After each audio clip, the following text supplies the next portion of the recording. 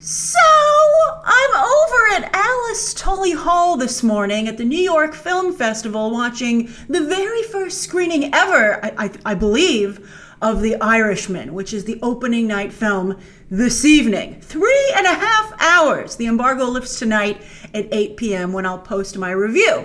But anyway, fabulous experience seeing it at Alice Tully Hall. Really nice of them to do that for the press. So I know there's a deadline. I'm like, sorry, I can't sit through this after discussion with Scorsese and everybody. It would be wonderful, but I got work to do, and I can't. I'm not like I can film it and share it with you. So I come out, I rush out, and I'm like, well, let me see what's going on Twitter. And so something was really going on. I couldn't believe it. So I rushed over here. I didn't even put my contacts in so I can cover this news, and then I'll get to reviewing The Irishman. But where I want to start this discussion is say I really appreciated Eddie Davis's response to my own tweet today, because I did call this on several counts, and I'm very proud of it. A lot of times people question why I'm so business oriented when it comes to my entertainment coverage. But as you can see, it's a business. It's a little mob-like today. That's particularly on my mind after watching The Irishman. But I think Kevin Feige kind of painted a house here. Okay, so what did I call? I called it, and all the way I've been keeping you informed. So first off, I told you that I knew that a Sony deal had to happen because both companies simply have too much at stake.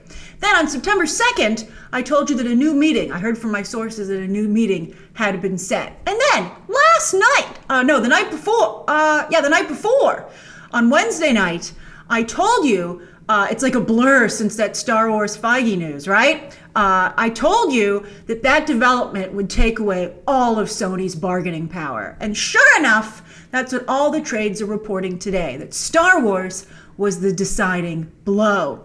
And boy, Sony sure is agreeable today, or late last night when the deal was struck.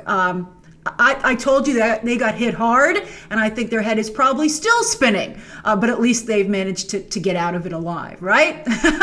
So even though it was initially reported that Disney was asking for half of the Spider-Man box office, it's being reported today that Sony is taking Disney's original offer. That really is particularly embarrassing. It's like Sony can't even at least say they beat Disney back just a little bit. Like all of this was for nothing. Like that's how cowed they are by the Star Wars development. I can't believe they would have let that be. I'd be like, can you give me at least a shred of dignity, Kevin Feige? Can we have the trades at least say I talked you down a little bit? And they're like, no, an example needs to be made so that you never do this again and no one else ever does. Well, that Disney actually doesn't work with anybody else. As I've told you before, they have to work with Sony because the film rights were purchased at the time that Marvel was in bankruptcy. Sony actually purchased partial rights of the character of Spider-Man himself. And they make any changes in the comics, etc., it's got to be run by Sony.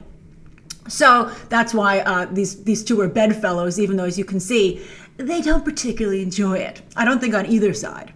So yes, Sony is taking Disney's original offer, and they'll like it, and I'm sure at this point they do. 25% financing. Disney will pay for a quarter of the expenses of the movie. I don't know if that includes print and advertising, although how much print is there today, because they just send it everywhere digitally. But then also 25% of the box office. Not off the top, what comes back to Sony, which is usually, again, globally, it works out to about 50%. If you want, that's the rule of thumb for what a studio's actual take-home is from the number that you see reported for global box office, 50%. Now, Disney, of course, continues to keep all the merchandising rights to themselves, like, as I said, a mob boss, and is set to feature Spider-Man, as we all know, as their first attraction in their upcoming Avengers campus at their California Adventure theme park, where they just recently fired a bunch of people because Star Wars land is such a mess. But again, they can't fire Sony. Those rights are never going to leave. So they got to work with them. By the way, Sony also sees absolutely no participation in the theme parks, even where the Spider-Man character is utilized. But the new deal will allow the original team, they're not breaking up the dream team of Amy Pascal, Mr. Kevin Feige, who can now complete the Tom Holland trilogy. And the third movie is now set, it's now dated for July 16th, 2021. Sorry, Space Jam 2, it looks like you're gonna have to move. And Warner Brothers is like, are you kidding me? How are we the loser in this? How did we get like something like, they got like the fallout? It's the crazy. They're like, we were just standing here. But yes, there were some repercussions for Sony being difficult, and that's that Spider-Man has lost his coveted 4th of July release date. Disney in the past has carved out some space for Sony's Spider-Man movies. They've, make no mistake, let them have the 4th of July weekend. But they've already set it aside in 2021 for Indiana Jones 5. But Indiana Jones 5 has been supposedly coming for a long time now, and don't be surprised if it gets delayed yet again and Spider-Man actually does go back to the 4th of July. I think that will happen. I think this is just a little bit more like Sony just having to be kind of embarrassed. Space Jam 2 will likely still have to move though, because that would still only be released a week later, and Universal Sing 2 perhaps might have to move as well. Now, the deal also gives Feige Spidey for one more MCU movie. There are no Avengers movies dated just yet, but Feige has only dated Phase 4 through 2021, the same year as the new Spidey movie. So there's likely an Avengers movie coming right after that, because Spidey seems like too big of a character to guest in someone else's solo movie, right? And also, sorry Riri Williams and even Shuri, but if Tony's going to come back as artificial intelligence, well, it seems like he can now stick with the kid. Iron Man Jr. continues because he makes $1 billion. Okay. I mean, we've all thought that Tony's coming back. I think it should take a little bit of time, Black Widow cameo aside. Hopefully they change that and don't do that.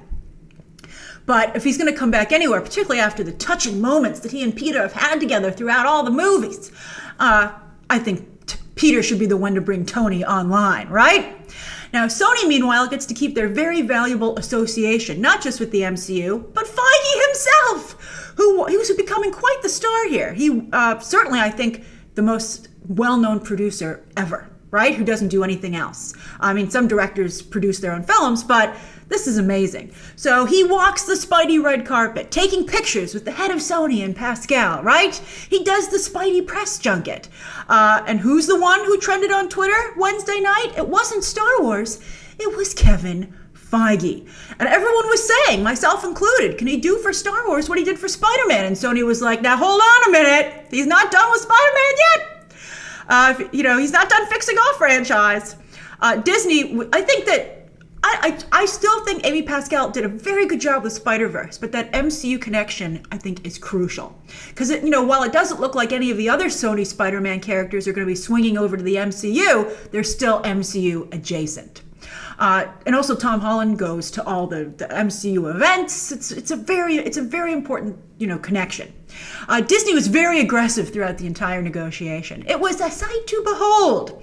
Sony tried to push back. Well, we don't know who initially pushed back by leaking the problem, right? To the press, and everyone freaking out online. But then Sony tried to play tough by saying the door's closed. But then they blinked by adding "for the moment" to the end of that threat.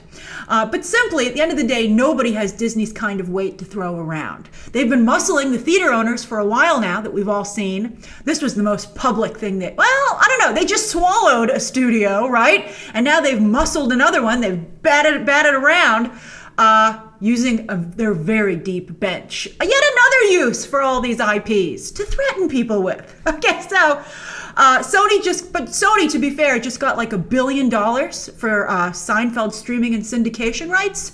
So everybody in Hollywood's very happy right now. Maybe that also made them a little more agreeable. They're like, we're a little more flush with cash. Come back, yes, Disney. But it was the Star Wars thing, as I said it would be. All right, so I bet you're very happy. Share your thoughts down below. Be sure to hit that subscribe button. And of course, as always, you can check out some more videos right now.